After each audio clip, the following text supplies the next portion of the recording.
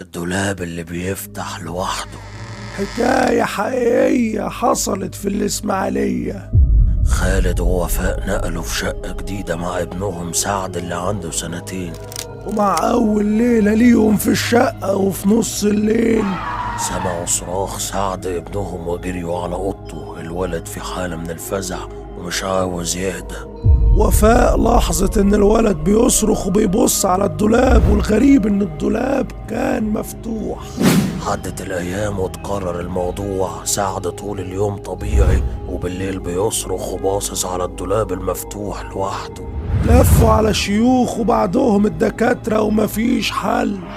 لكن بعد فترة سعد بطل يصرخ، لكن الدولاب ما بطلش يفتح.